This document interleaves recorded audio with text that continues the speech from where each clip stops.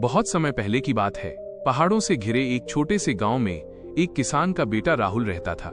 राहुल दिल का साफ था, मेहनती भी था, लेकिन उसके मन में एक कमजोरी घर कर गई थी। वो हमेशा अपनी तुलना दूसरों से करता। गांव में जब भी बच्चे दौड़ लगाते, राहुल सबसे पीछे रह जाता। जब खेल होते तो कोई ऊंचा कूद जाता, कोई तेज भाग जाता, कोई गीत गा देता, कोई बांसुरी बजा देता। राहुल हर बार मायूस हो जाता।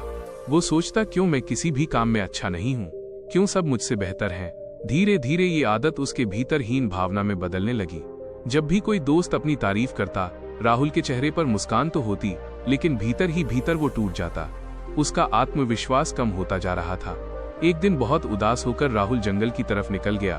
वहाँ एक शांत नदी बहती थी और उसके किनारे एक बड़ा पीपल का पेड़ था।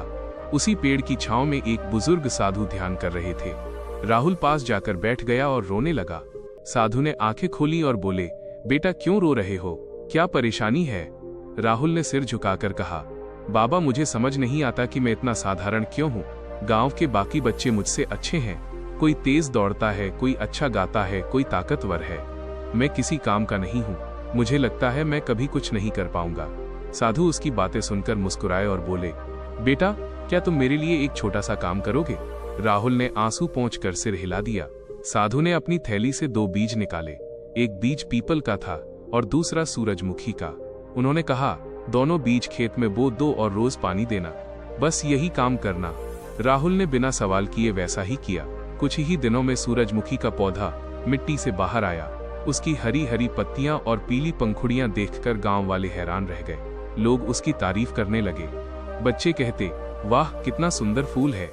राहुल ये देखकर फिर मायूस हो गया। उसने सोचा, पीपल का बीज तो अभी तक अंकुरित भी नहीं हुआ, शायद मैं भी उसी की तरह हूँ, बेकार, धीमा और नाकाम।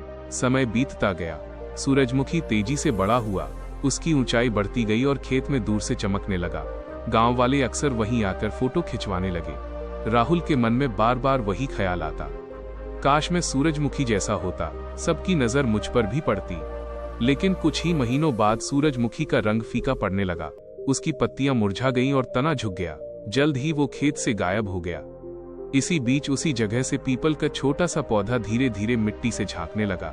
शुरुआत में लोग उसे ज्यादा महत्व नहीं देते थे, पर राहुल रोज उसकी देखभाल करता रहा। साल दर साल वो पौधा बड़ा होता गया।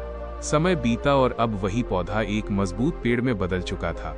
उसकी मोटी डालियां दूर दूर तक फैल गईं। उसकी छांव में लोग बैठकर आराम करने लगे। बच्चे खेलते, बूढ़े विश्राम करते और यात्री थक कर वहीं रुक जाते। पक्षियों ने उसमें घोंसले बना लिए। गाय भैंस उसके नीचे बैठने लगी। अब पीपल सिर्फ एक पेड़ नहीं था, बल्कि पूरे गांव का सहारा बन गया था।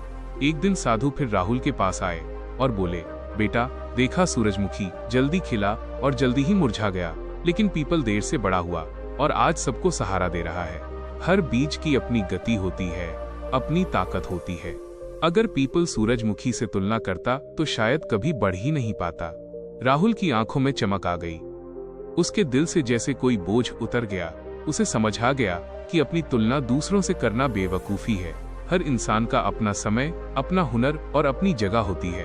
वो साधु के पैरों में गिरकर बोला, बाबा अब मैं समझ गया, मुझे खुद को कमजोर नहीं समझना चाहिए। मुझे बस मेहनत करनी चाहिए और अपने समय का इंतजार करना चाहिए। साधु मुस्कुराए और बोले, यही समझदारी है बेटा। याद रखो, कोई भी पेड़ रातों रात नहीं बढ़ता। उसे वक्त चाहिए, धैर्य चाहिए। इंसान भी ऐसा ही है। हर किसी का खेलने का समय अलग होता है। दोस्तों, यही बात हमारी जिंदगी में भी लागू होती है।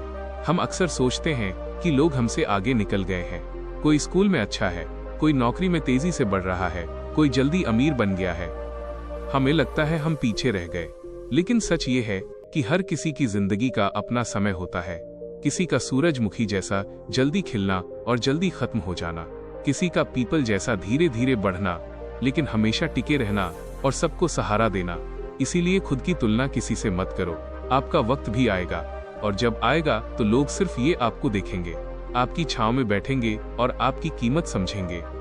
तो दोस्तों, इस कहानी से हमें यही सीख मिलती है, अपनी तुलना मत करो, खुद पर भरोसा रखो, मेहनत करते रहो और धैर्य रखो। जब आपका समय आएगा तो आपसे चमकदार और मजबूत कोई नहीं होगा।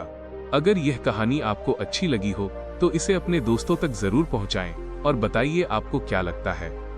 इंसान को तुलना करनी चाहिए या नहीं।